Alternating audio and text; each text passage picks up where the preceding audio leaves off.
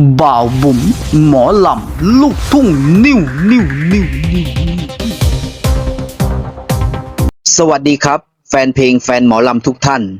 วันนี้บ่าวบุ๋มหมอลำลูกทุ่งนิวขอนำเสนอเรื่องราวของเด็กผู้หญิงตัวเล็กๆคนหนึ่ง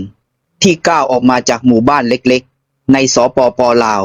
ข้ามพรมแดนเข้าสู่ประเทศไทยด้วยหัวใจที่เต็มไปด้วยความฝันเสียงร้องที่มีเอกลักษณ์และความมุ่งมั่นที่ไม่ยอมแพ้ต่อโชคชะตาเด็กคนนี้ไม่ใช่ใครที่ไหนเธอคือธิดาลาวดาวรุ่งที่กำลังถูกจับตามองมากที่สุดในโลกออนไลน์ตอนนี้ไม่ว่าจะเป็น TikTok Facebook หรือ YouTube กระแสของเธอร้อนแรงอย่างต่อเนื่องและวันนี้เราจะพาทุกท่านไปรู้จักเส้นทางของเธอตั้งแต่ก้าวแรกที่เริ่มเดินจนถึงวันนี้ที่มีแฟนคลับจำนวนมากคอยสนับสนุนพร้อมทั้งทำสิ่งดีๆตอบแทนบ้านเกิด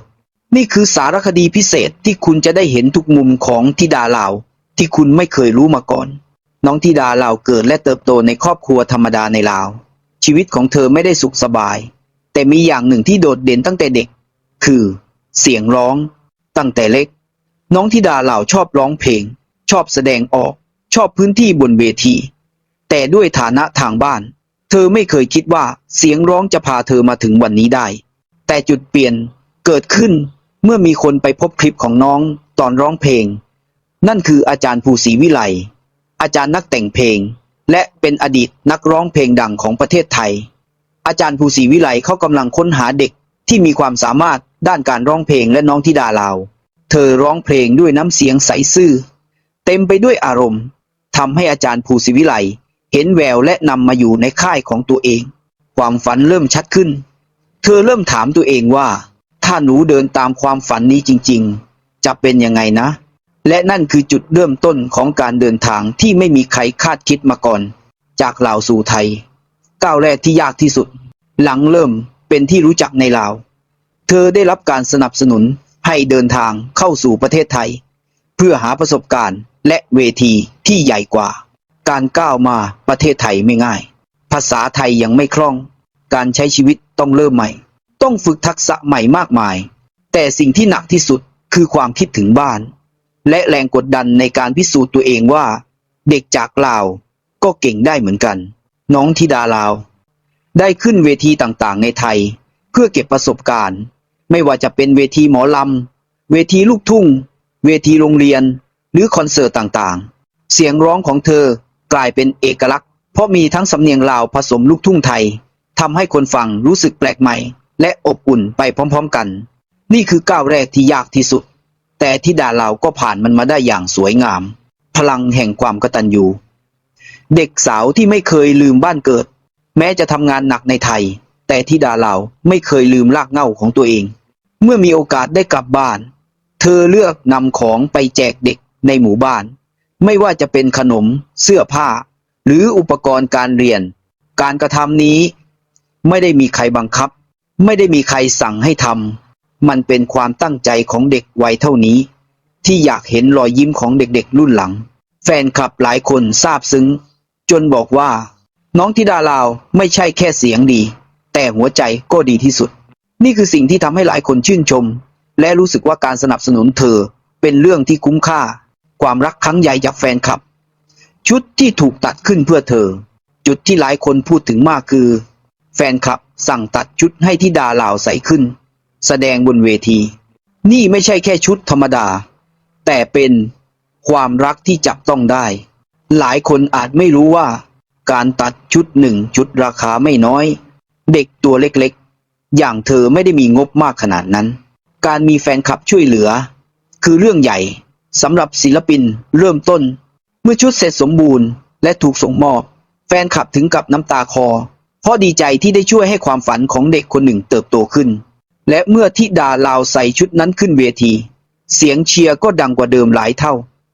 นี่คือช่วงเวลาที่ทุกคนภูมิใจและเป็นอีกก้าวสำคัญในเส้นทางศิลปินของเธอ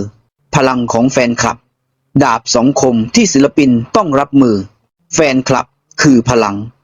แต่บางครั้งก็กลายเป็นแรงกดดันเหมือนกันบางกลุ่มคาดหวังมากเกินไปบางคนติแรงจนเด็กเสียกำลังใจบางครั้งมีดราม่าระหว่างแฟนคลับด้วยกันเอง แต่น้องธิดาลาวยังคงยิ้มเสมอ ยังคงพยายามทำให้ดีที่สุดทุกวัน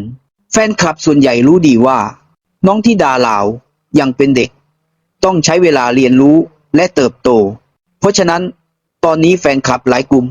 เริ่มรวมพลังกันใหม่ปกป้องและให้กำลังใจเธอแบบที่ไม่กดดันเกินไปชีวิตเบื้องหลังที่ไม่เคยเล่าให้ใครฟังแม้เราจะเห็นรอยยิ้มบนเวทีแต่หลังเวทีเต็มไปด้วยความเหนื่อยล้าและความกดดันธิดาลาวต้องฝึกซ้อมร้องเพลงซ้ำหลายรอบเดินสายงานกลางวันกลางคืนและยังต้องเรียนหนังสือควบคู่ไปด้วยเด็กอายุเท่านี้การรับแรงกดดันไม่ใช่เรื่องง่ายเลยแต่เธอก็ยังอดทนเพราะเธอรู้ว่าการหยุดเดินคือการหยุดความฝันทั้งหมดนี้ทำให้แฟนคลับรักเธอมากขึ้นเพราะพวกเขาเห็นหัวใจนักสู้ที่ไม่เคยยอมแพ้แม้สักครั้งเดียวอนาคตของน้องธิดาลาวดาวดวงใหม่ที่กำลังพุ่งแรงจากวันนี้ไปน้องธิดาลาวมีโอกาสมากมายเปิดรออยู่อนาคตอาจรวมถึงการได้อัดเพลงเป็นของตัวเองได้ขึ้นเวทีใหญ่ในงานระดับประเทศอาจร่วมงานกับศิลปินดังของไทยและลาวมีโอกาสไปถึงระดับอินเตอร์ในอนาคตเธอเป็นศิลปินที่มีทั้งความสามารถความตั้งใจและความกตัญญูซึ่งเป็นคุณสมบัติที่ศิลปินดังระดับตำนานหลายคนมีเหมือนกันอนาคตของเธอจึงเปิดกว้างสว่างไสวอย่างไม่ต้องสงสัย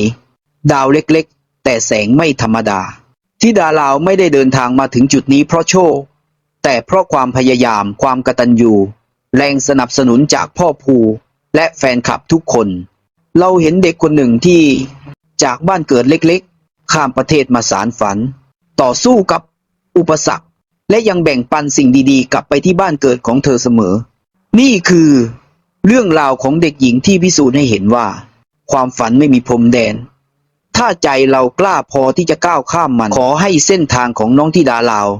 สว่างไสวขึ้นเรื่อยๆและขอให้เสียงร้องของเธอเดินทางไปไกลจนถึงหัวใจของผู้คนทั่วทั้งไทยและลาวสุดท้ายนี้ถ้าคุณชอบคลิปนี้ก็อย่าลืมกดไลค์กดแชร์กด Subscribe เพื่อเป็นกำลังใจให้กับทีมงานเราด้วยนะครับให้พ่อลูกได้แม่ก็ได้เด้ออันสัวเด้อตั้งคำพ่อผู้มาถึงเด้อจะเป็นคนหูผู้ดีเด้อดังๆเด้อแบบเด้อเก่งๆเด้อเพียนผมมีคักมีเข้าเนาะ